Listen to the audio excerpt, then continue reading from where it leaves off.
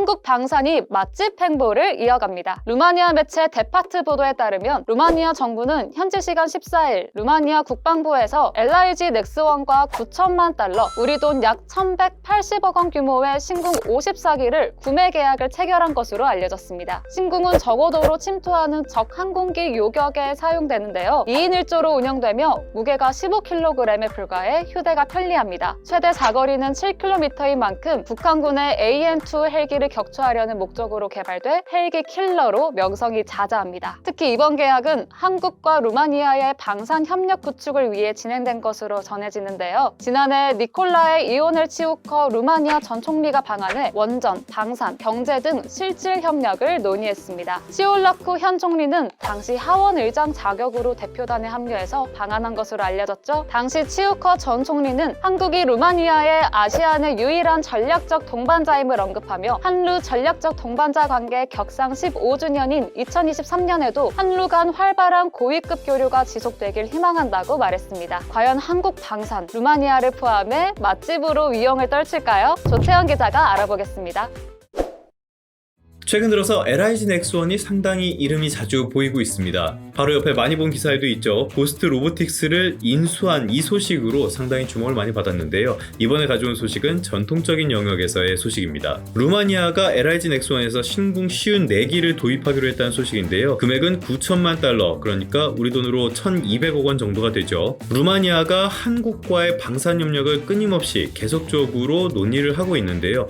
이번에 어느 정도 성과를 냈다라고도 볼 수 있겠습니다. 신궁이라는 무기가 뭐냐? 이건 LIG 넥스원 웹사이트인데요. 이쪽으로 내려오면은 이렇게 생긴 무기, 미사일입니다. 이렇게 생겼죠. 지난번에도 말씀을 드렸는데 LIG 넥스원의 주력 제품, 이거는 PGM이라고 하는 정밀 타격족입니다. 매출액의 한 절반 정도를 차지하고 있는데요. 이 중에서 이 신궁, 이거는 뭐 활을 아주 잘 쏘는 그런 신궁을 말하는 게 아니고요. 새로운 신자를 써가지고 새로운 화살이라는 뜻이라고 이름을 지었다고 해요. 수출명은 케이론입니다. 케이론은 뭐 그리스 로마 신화 읽어보신 분들은 다들 잘 알고 계시죠? 궁수 자리로 유명한 켄타우로스입니다. 한국 최초의 대공, 휴대용 대공 미사일인데요. 뭐 이쪽 방산 무기들이 다들 그렇듯이 이것도 뭐 말도 많고 탈도 많은데 아무튼 지금은 자리를 잡은 상태입니다. 앞서도 말씀을 드린 것처럼 루마니아가 한국산 무기에 관심을 보이는 것은 이번이 처음이 아닙니다. 자주포라든지 전차라든지 이런 쪽에서 논의가 계속적으로 이어지고 있는데요. 루마니아는 지도를 준비했는데 바로 여기에 있는 나라입니다. 지정학적인 모습을 딱 보면은 느낌이 오시겠지만은 우크라이나랑 붙어있죠. 이 말은 러시아랑 상당히 가까이에 있다는 뜻입니다. 폴란드처럼 러시아와 친한 이 벨라루스, 직접적으로 국경을 맞대고 있는 건 아니지만요. 그래도 상당히 위협을 느낄 수밖에 없는 위치라는 거예요. 루마니아는 기본적으로 친서방 국가라고 할 수 있죠. 거기다가 역사적으로도 러시아랑은 상당히 사이가 안 좋은 편입니다.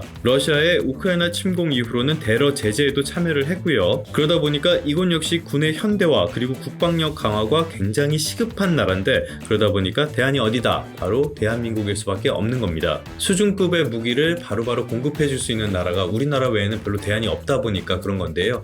우리나라와의 논의가 계속적으로 이어질 수밖에 없는 구조라고 볼 수가 있겠죠. 최근 들어서 국내 방산에 대한 관심은 확실히 높아진 상태입니다. 그러면은 올해 말고 내년 상황은 어떨까요? 이거는 키움증권 리포트 보면서 설명을 드리도록 하겠습니다. 여러 차례 말씀을 드렸지만 방산이라는 거는 상당히 중장기적인 기간을 두고, 그러니까 시간을 두고 성과를 내는 그런 분야라고 할 수가 있겠습니다. 올해 수주 소식 많이 들어보셨을 거고요. 방산의 특성상 4분기에 또 수주가 이어질 가능성이 크다고 하는데요. 그렇게 되면은 중장기적인 성장세를 기대를 해볼 수가 있겠죠. 그리고 무엇보다 러시아가 사고를 치면서 러시아의 방산 시장 영향력이 쪼그라들고 있다는 점도 우리에겐 기회가 될 수 있습니다. 실제로 러시아의 무기 점유율 지금까지는 한 20%대였는데요. 2022년, 그러니까 사고를 치내죠. 제대로 사고 치네. 이때는 9%로 대폭 축소가 됐다고 해요. 이렇게 보시는 것처럼 쭉 줄어버렸죠. 무기 수요는 늘어가는데 러시아에서 이 영향력을 잃어가니까 주인이 없는 땅이 생긴 셈입니다. 말씀을 드릴 때마다 상당히 안타깝긴 합니다. 지정학적인 불안 요인들이 상당히 많죠. 러시아와 우크라이나 전쟁이 상당히 길어지고 있고 앞으로도 더 길어질,